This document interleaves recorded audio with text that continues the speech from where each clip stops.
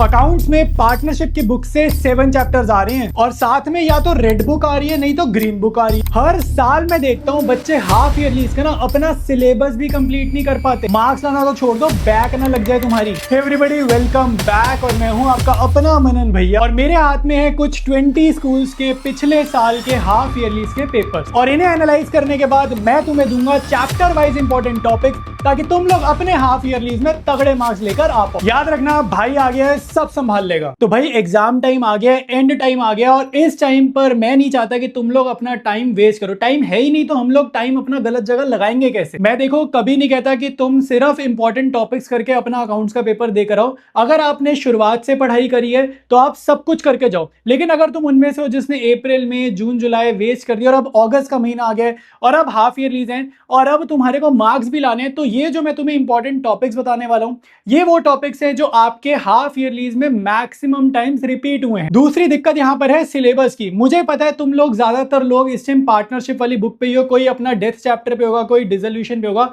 और स्कूल वालों ने issue of shares, issue of debentures करा दिए, या फिर कोई स्कूल में कंपनी अकाउंट्स नहीं होता। वो जो ग्रीन वाली बुक है, जो एनालिसिस वाली बुक है, उसके 3-4 चैप्टर या 5-5 चैप्टर उस किताब के आ रहे हैं। पार्टनरशिप वाली बुक तो एक बारी को तुम फिर भी कर लोगे, लेकिन ग्रीन बुक और रेड बुक जो हमारे हाफ ईयरलीज में आ रही है उसमें से कौन से सिलेक्टेड टॉपिक्स करने, कौन से सिलेक्टेड क्वेश्चंस करने कम टाइम में, वो सारी चीजें मैं तुम्हें बताने वाला हूं। तो वीडियो बहुत इंपॉर्टेंट होने वाली है। कोई भी चैप्टर तुम्हें मैं छोड़ने नहीं दूंगा, हर टॉपिक का वो चीज दे दूंगा जो श्योर शॉट तुम्हारे पेपर में हाफ ईयरलीज में आती है। एक एक करके सारे चैप्टर्स में डिस्कस करने वाला हूं। कौन से टॉपिक्स है, उन टॉपिक्स से रिलेटेड क्या करना है, कौन से टॉपिक्स आपको इग्नोर करने हैं, मतलब गलत चीज पे भी टाइम वेस्ट अपना नहीं होना चाहिए, सारी बातें मैं बताने वाला हूं। तो बहुत ध्यान से एक एक शब्द मेरा सुनना और इसके बाद मैं गारंटी दे रहा हूं तुम्हारे 80 मार्क्स में से 60 मार्क्स मिनिमम आ जाएंगे अगर तुमने मेरी सारी बातों को फॉलो करा। तो शुरू करते हैं डिस्कस करना। सबसे पहले बात करेंगे हम फंडामेंटल्स चैप्टर की। देखो पहला चैप्टर है, इस चैप्टर से सबको डर लगता है, सबको ये चैप्टर मुश्किल लगता है, लेकिन इस चैप्टर की वेटेज अच्छी खासी आनी है।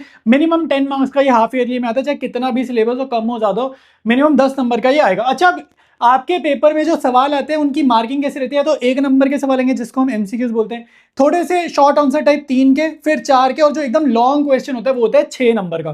ठीक है, तो 1, 3, 4, 6, 5 नंबर का सवाल आपको नहीं आएगा, 2 नंबर का सवाल आपको नहीं आएगा।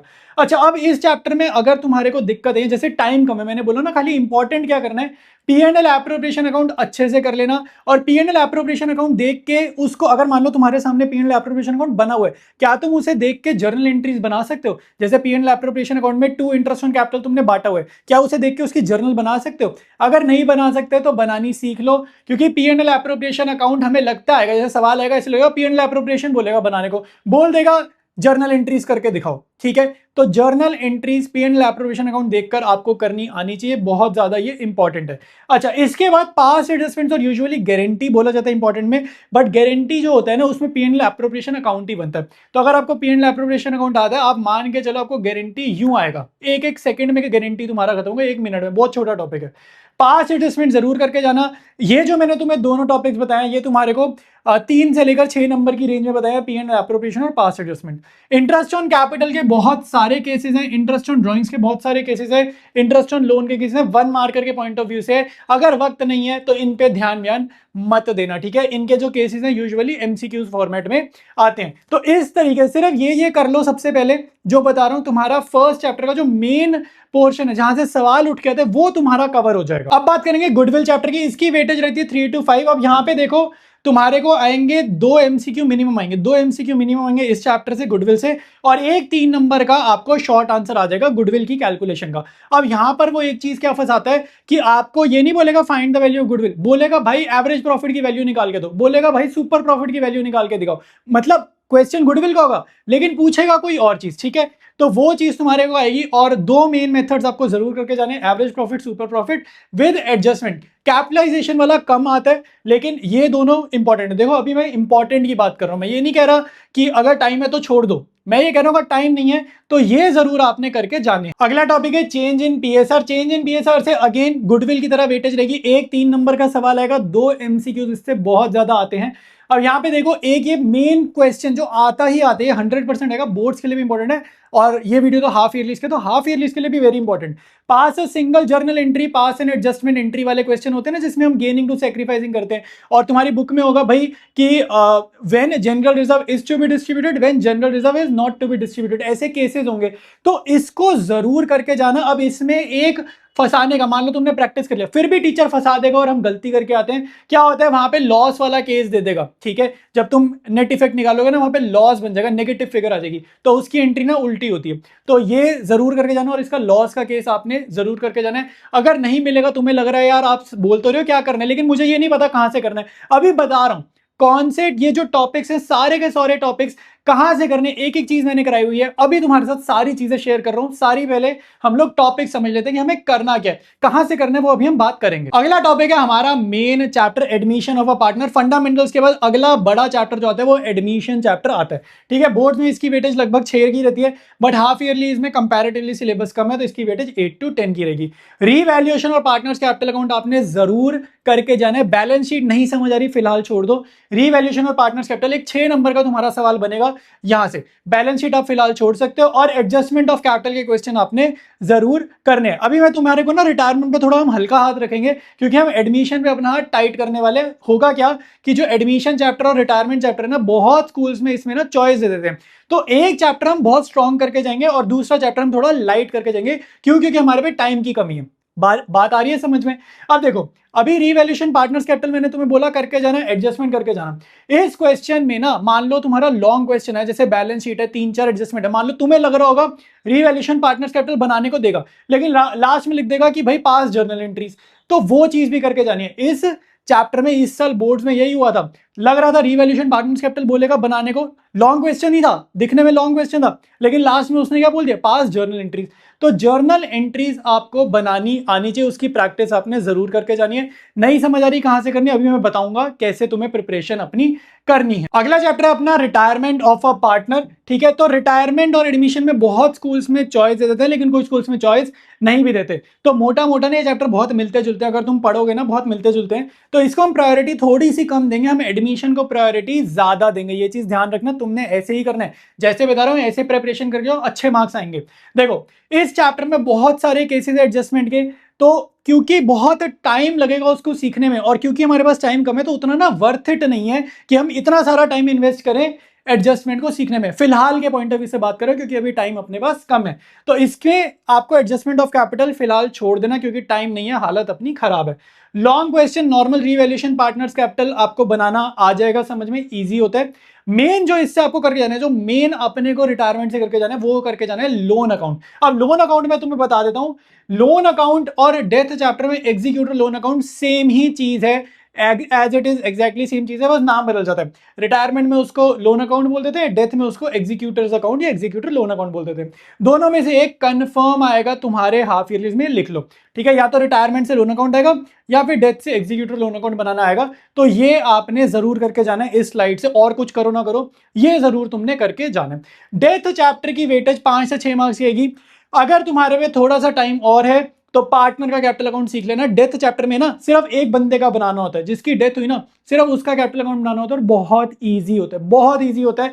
सही बता रहा हूं, सिर्फ 3 से 4 क्वेश्चन भी प्रैक्टिस कर लोगे ना, सिर्फ 3 से 4 क्वेश्चन भी प्रैक्टिस कर लोगे, बहुत सारे नहीं करने, ये तुम्हारा चैप्टर ही खत्म हो जाएगा। इतना कम टाइम लेगा डेथ चैप्टर, और वेटेज देखो 5 से 6 मार्क्स। 5 से 6 मार्क्स अगर 5-6 क्वेश्चन करने से आ जाए, क्या बुरा है? तुम बताओ मेरे को, आसानी चीज है ना, तो इसलिए तुम्हारे को ये चीजें मैं बता रहा हूं। आगे बढ़ने से पहले एक बहुत जरूरी बात मैं तुम्हें बता देता हूं, जो भी इंपॉर्टेंट टॉपिक्स मैं तुम्हारे साथ शेयर कर रहा हूं, अगर तुम्हें इसके क्वेश्चंस नहीं समझ आ रहे कहां से करें, क्योंकि सब अलग अलग बुक से प्रैक्टिस कर रहे हैं, कोई इस साल की इस एडिशन की बुक से कर रहे हैं, कोई पुराने एडिशन की बुक से कर रहे हो, तो नंबरिंग से भी कभी कभी समझ नहीं आएगा। मान लो मैं इंपॉर्टेंट क्वेश्चंस की नंबरिंग भी दे दूं, तो हो सकता है आप पुराने साल की किताब से कर रहे हो। तो बेस्ट से बेस्ट तरीका मैं तुम्हारे को बता रहा हूं। अभी यहां पर तुम्हारे को एक स्क्रीन रिकॉर्डिंग दिखेगी, वो प्लेलिस्ट आप जाके जरूर कर लेना, उसमें यही सारे क्वेश्चन हैं, चैप्टर वाइज है। ठीक है, हर एक चैप्टर तुम्हारे पूरे पूरे सारे चैप्टर्स तुम्हें मिलेंगे इस प्लेलिस्ट में, सबके वन शॉट्स हैं और हर एक वन शॉट में वही क्वेश्चंस करवाए हैं जो मैंने यहां पर तुम्हारे को टॉपिक्स बताए हैं। तो इस प्लेलिस्ट को आपने जरूर करके जाना है अपने हाफ ईयरली से पहले। अब बारी आ रही है डिसोल्यूशन चैप्टर की। ये जितना आसान ये चैप्टर दिखता है ना, उतने ज्यादा इसमें क्रिटिकल पॉइंट्स है, मतलब इतनी बारीकियां है ना इस चैप्टर में कि कहीं ना कहीं हमारी गलती हो ही जाती है। मैं तुम्हें बता रहा हूं इस चैप्टर में दो मेन चीजें, एक है जर्नल एंट्रीज, दूसरा है रियलाइजेशन अकाउंट। बिल्कुल टाइम नहीं है, सिर्फ जर्नल एंट्रीज इस चैप्टर की करके जो कंपैरेटिवली बहुत ईजी। अगर 6 नंबर का क्वेश्चन है तो वो 6 जर्नल पूछेगा, 6 में से 4 या 5 आसान वाली देते हैं स्कूल वाले, एक मुश्किल देंगे जहां पे हालत खराब होगी, लेकिन 5 नंबर तो आ जाएंगे। बाकी जर्नल तो आसानी है ना, सिर्फ 1-2 इसमें ही फंसाएगा। तो जर्नल जरूर करके जाना अगर टाइम नहीं है। अगर थोड़ा बहुत टाइम बच रहा है तो रियलाइजेशन अकाउंट बनाना सीख लेना।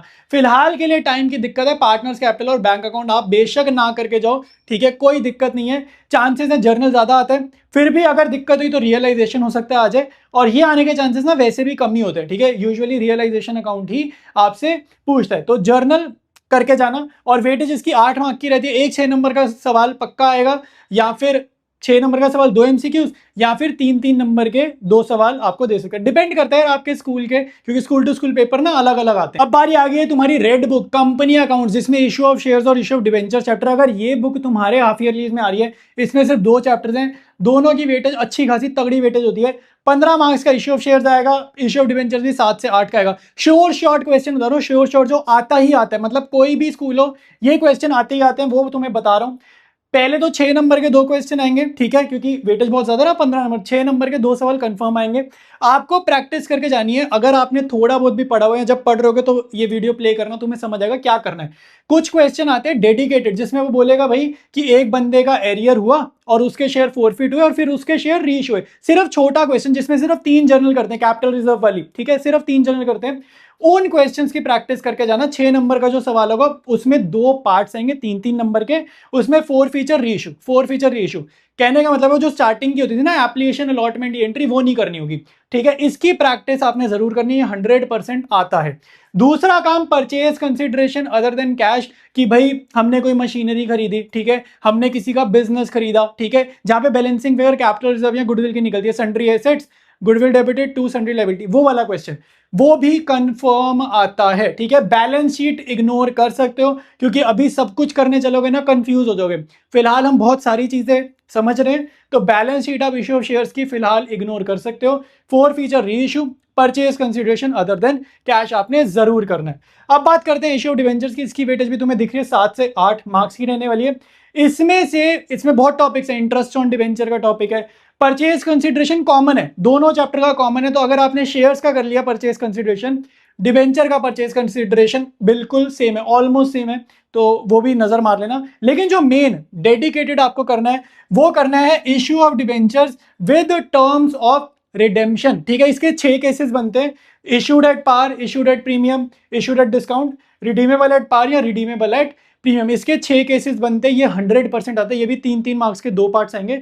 6 नंबर का सवाल यहां से कंफर्म आने वाला है, तो इसको आपने जरूर प्रिपेयर करना है। अब बारी आ गई ग्रीन बुक की। इस बुक के किसी स्कूल में 4 चैप्टर आ रहे हैं अकाउंटिंग रेशियोज तक, किसी स्कूल में पूरी बुक आ रही है, या अकॉर्डिंगली सबके स्कूल में अलग अलग सिलेबस आ रहा है। अब ध्यान से देखो, बुक से घबराना नहीं है कि बुक क्या है भाई, तुमने वो डर गए ना पार्टनरशिप वाली बुक में, उसमें एक्चुअली में दम है। इस किताब में सिर्फ 2 ही चैप्टर में दम है, बाकी चैप्टर बहुत आसान है, बहुत छोटे हैं। देखो सबसे पहले चैप्टर 1 और 2। चैप्टर 2 तो आपका थ्योरी के, आप बेशक उसे छोड़ दो, टाइम नहीं उसे छोड़ दो, कोई एक बिल्कुल ध्यान ही मत दो।